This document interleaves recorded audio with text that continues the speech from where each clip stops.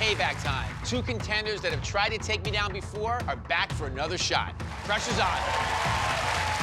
Here to referee tonight's rematch, author and TV host Daphne Oz. Oh, Bobby Flay. And co-host of The Kitchen, Jeffrey Zakarian. Hey, how are you? Daphne, We know each other from the TV business. and I've known Jeffrey for 25 years, just being chefs in New York. But now they're both here for redemption of their own. Welcome back. I'm glad to be here. I lost last time with did? Michael Simon. So now you got rid of Michael, and you're running the big guns. I actually lost last time also, so 2 negatives are gonna equal a positive thing. We're gonna win. Enough suspense. What do you guys got today? Well, Bobby, he beat you once as a sous chef on Iron Chef, but failed to beat you here. Please welcome the chef and owner of Trey Cooking Concepts, Trey Wilcox.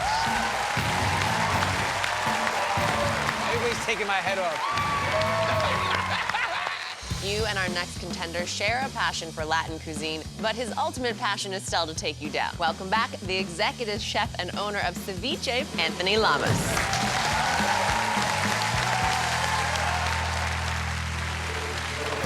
Welcome back, you guys. I know you're both here to take me down, but you first must go through each other. So you're gonna have 20 minutes to make an ingredient of my choice, the star of your dish. And that ingredient is kale. Not what I was expecting. I do have a kale salad on my menu, but would a salad work on a competition like this? To me, kale kind of just tastes like grass. It makes me feel like a horse. This kale dish you make better be a knockout. Daphne and Jeffrey are gonna taste it, and they'll decide which one of you two go up against me in the next round. You only have 20 minutes. It's all about the kale. Make it happen.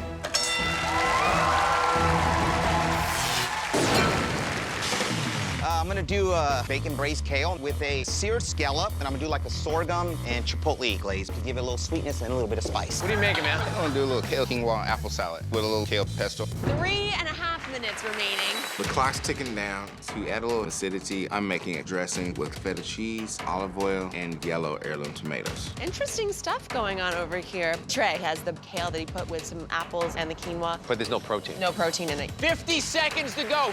I pull my kale chips out of the fryer, and they're perfect. I start plating my braised kale with the bacon, the scallop, and that sorghum glaze, and then I add kale chips. The kale pesto is already on the plate, so now I'm adding my kale quinoa apple salad. Let's go, Trey. Let's go, Anthony. 10, 9, 8, 7, 6, 5, 4, 3, 2, 1. I look over at Trey's dish, and I think that mine's a little bit more complex. All right, you guys, Jeffrey and I are here because we want to see one of you come back from defeat and take Bobby Flay down. Trey, let's start with you first. I did a kale quinoa apple salad with a little kale pesto on the side. Bringing a salad together without a protein is a really bold idea, but I think you accomplished it. The apples and the feta were great. I love quinoa, but I needed something a bit more crunchy, maybe a crouton or something. There's some of the acid that I'm missing in this dish. I taste a lot of oil and less acid, and I like that kale pesto. It showcases the kale nicely, and it's a different presentation of it. But overall, I think there could have been more vinegar or lemon juice or whatever you'd chosen to use as your acid. Pesto can be tricky because it's an oil-based component, but I know that I've done everything to make this kale shine and be the star. So Anthony, what is your dish today?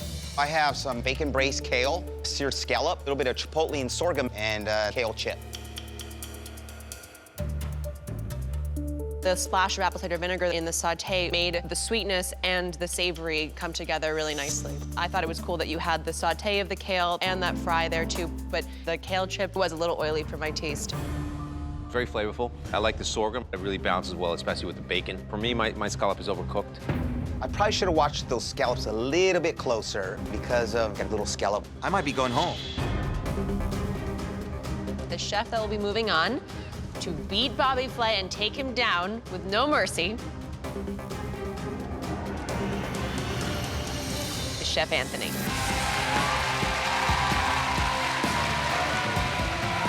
I didn't beat Bobby Flay the second time around, but it's definitely a dish that I'm proud of. Kale, yeah! Anthony, we think you are our champion to take Bobby Flay down because of the variety that we saw in this dish without any one thing becoming overpowering. You used real complex ingredients here in a very simple way, but it worked. I'm here to take the win this time. I'm focused.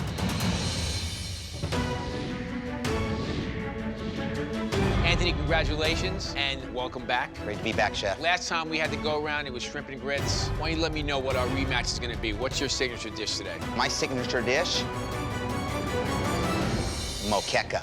Mo who? Moqueca. I've never made moqueca before. Coconut, seafood stew. Keep going. Don't help him. What else is in there? All right, you guys know the deal. To be fair, Jeffrey and I cannot be the judges of this epic battle. Instead, we're gonna bring in 3 culinary experts who are gonna do a blind taste test. You have 45 minutes, and your time starts Now!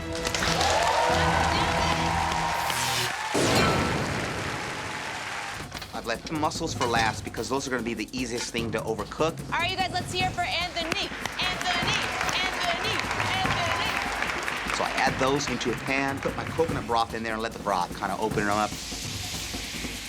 And then the last thing I want to do is add a little bit of texture to the rice.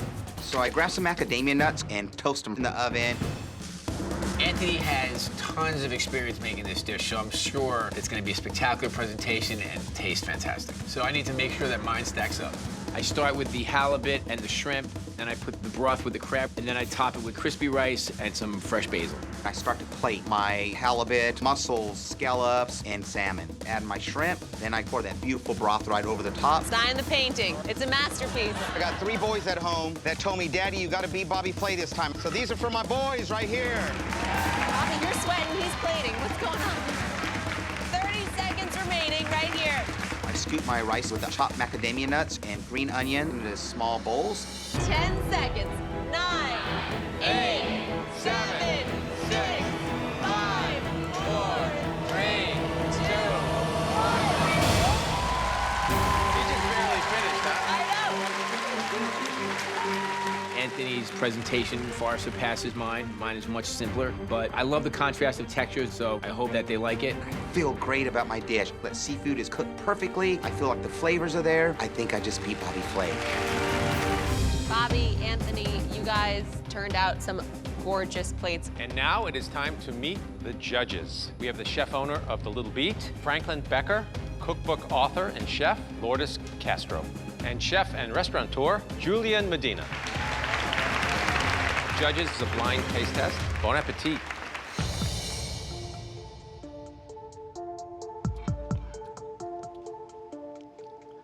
The seafood was very well cooked. It was moist. The rice I really like a lot for some texture, and it was just really well done.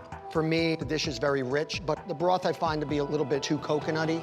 Visually, to start off with, I think it's very pleasing. Given how well each fish was cooked and how well executed it was, to do it in only 45 minutes was remarkable. But a little bit of fieriness would have been nice to balance it off. It comes down to this darn spice. I knew I could have added a little bit more, but from my first experience, I refrained. Shame on me. If you would please switch your plates, we'll try dish number 2.